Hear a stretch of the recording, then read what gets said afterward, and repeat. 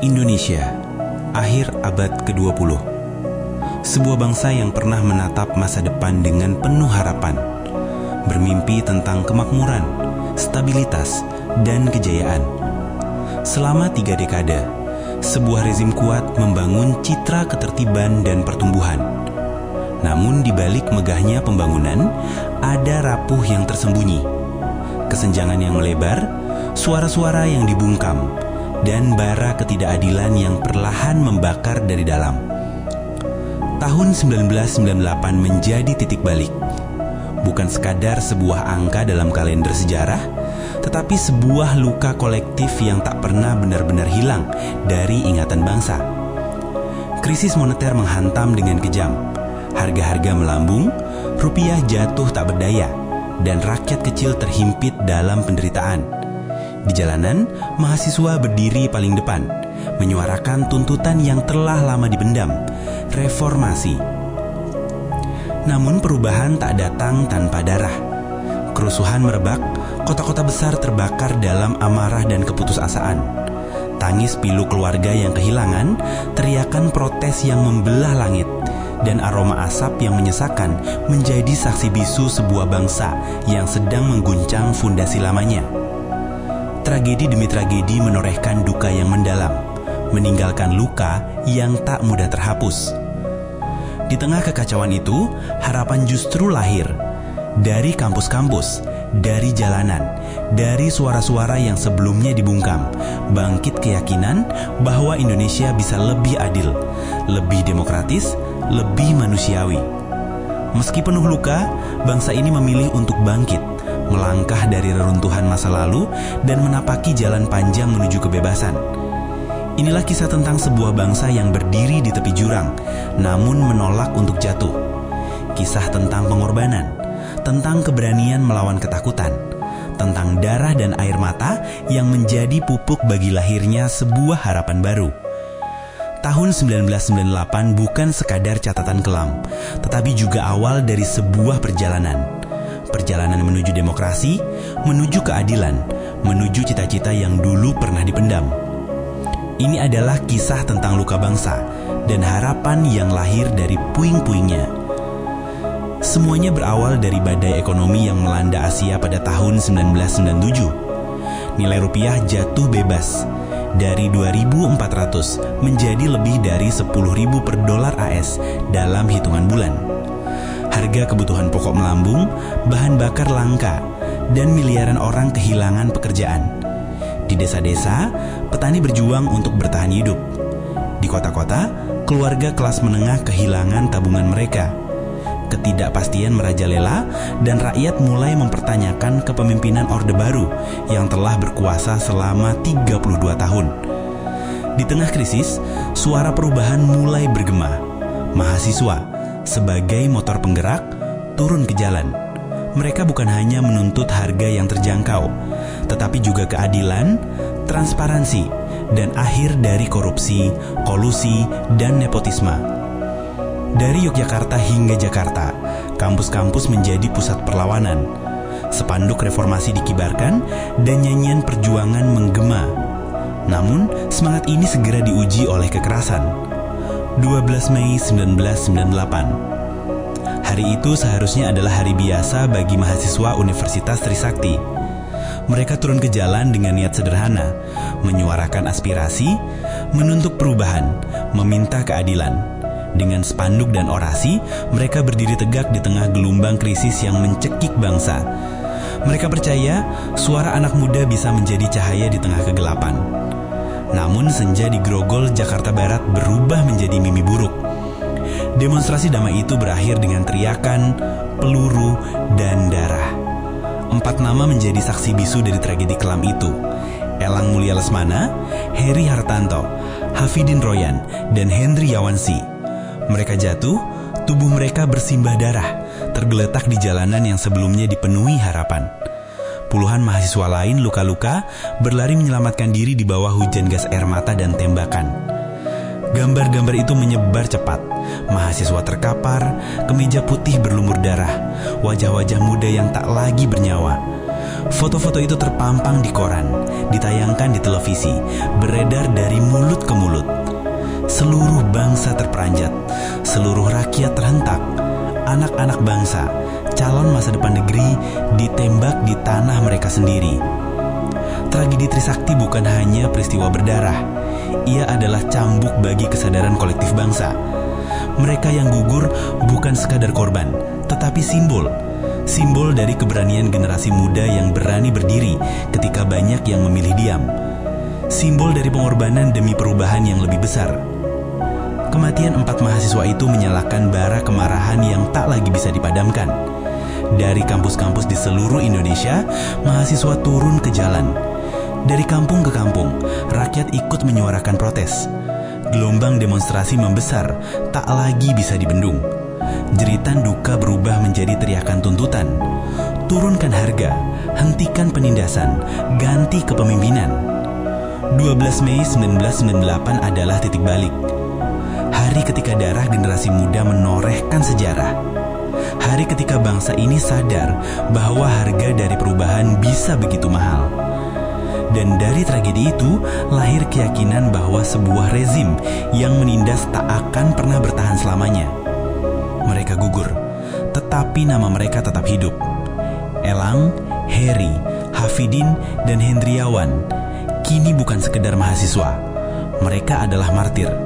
Mereka adalah pengingat bahwa kebebasan dan demokrasi selalu menuntut pengorbanan. Kemarahan yang dipicu oleh tragedi Trisakti meluas menjadi kekacauan. Pada 13 hingga 15 Mei 1998, Jakarta menjadi medan pertempuran. Massa yang marah membakar toko-toko, merusak kendaraan, dan menyerang properti. Namun di balik kemarahan itu, ada luka yang lebih dalam.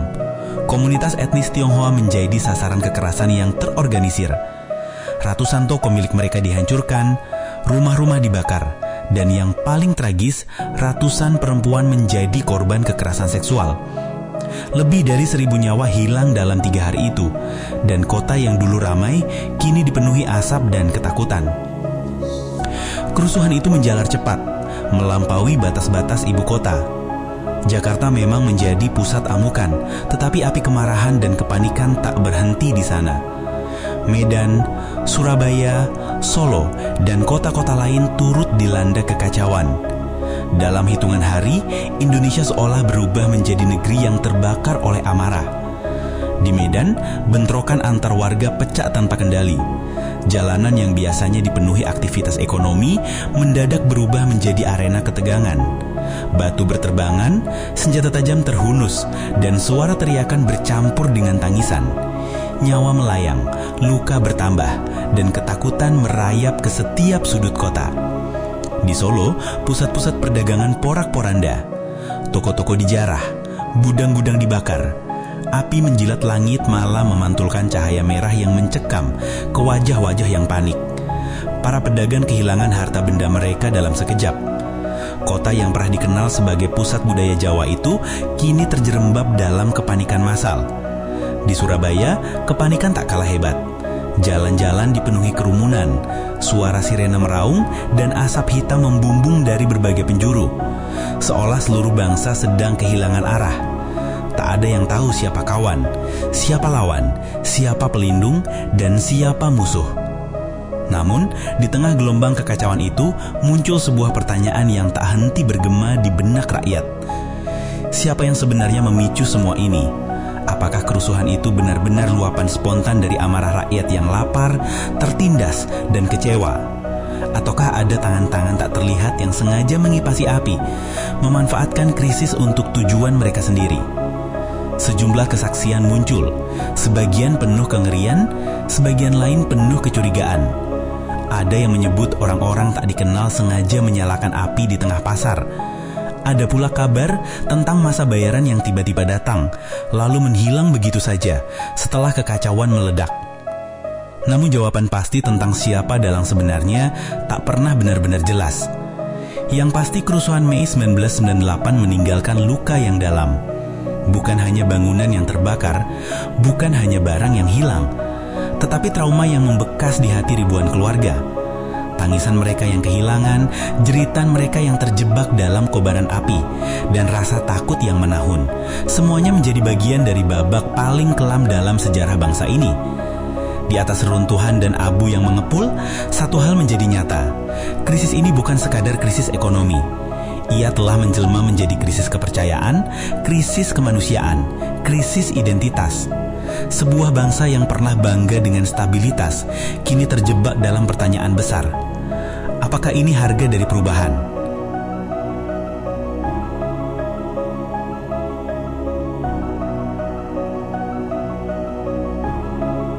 Di balik kehancuran, cerita-cerita kemanusiaan mulai muncul. Ada warga yang membuka rumah mereka untuk melindungi tetangga dari amukan massa. Relawan bekerja tanpa lelah untuk menyelamatkan korban, menyediakan makanan, dan memberikan tempat berlindung.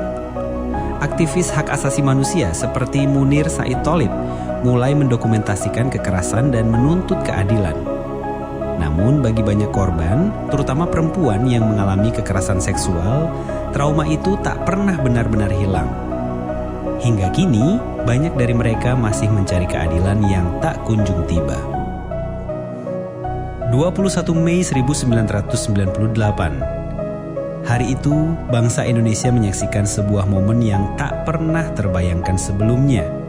Setelah lebih dari 3 dekade berkuasa dengan tangan besi, Presiden Soeharto akhirnya mengumumkan pengunduran dirinya. Kata-kata yang keluar dari bibirnya singkat, namun dampaknya mengguncang sejarah. Di Istana Merdeka, tempat yang selama ini menjadi lambang kekuasaan tak tergoyahkan, kini seperti kehilangan auranya. Kamera televisi menyorot wajah seorang pemimpin yang akhirnya menyerah pada desakan zaman. Dengan suara datar, ia menyatakan dirinya mundur dan menyerahkan kursi kepresidenan kepada wakilnya, B.J. Habibie. Di luar tembok istana, sorak-sorai rakyat menggema.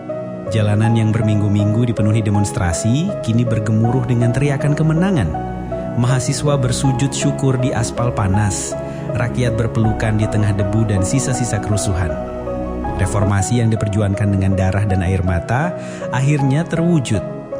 Namun kemenangan ini bukan tanpa getir. Di balik sorak-sorai ada duka yang tak bisa terhapus. Ribuan nyawa melayang, sebagian di jalanan, sebagian dalam kobaran api, sebagian hilang tanpa jejak. Jutaan harta benda lenyap dalam amuk massa. Dan yang lebih parah, kepercayaan terhadap persatuan bangsa terkoyak. Tragedi Mei meninggalkan trauma, luka kolektif yang hingga hari ini masih terasa. Bagi sebagian orang, tumbangnya Soeharto adalah simbol lahirnya kebebasan.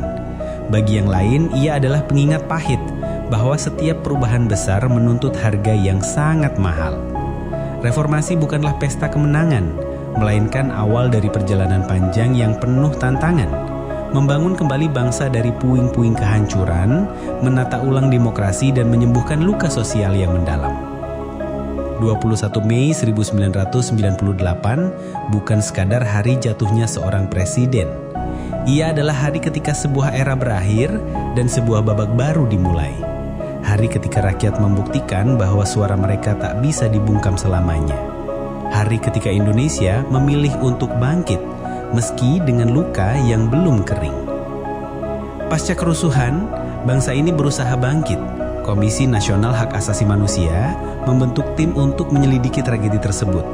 Laporan mereka mengungkap fakta-fakta mengerikan tentang kekerasan yang terorganisir.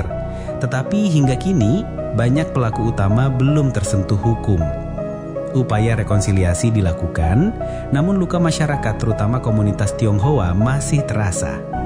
Tragedi 1998 menjadi pengingat pahit bahwa ketidakadilan dan diskriminasi dapat memicu kehancuran. Tragedi 1998 adalah cermin dari kegagalan kita sebagai bangsa, tetapi juga bukti ketangguhan kita. Ini adalah pengingat bahwa perubahan tidak datang tanpa pengorbanan dan perdamaian tidak lahir tanpa usaha. Mari kita jadikan luka ini sebagai pelajaran dan harapan ini sebagai panduan untuk memastikan bahwa sejarah kelam itu tidak pernah terulang.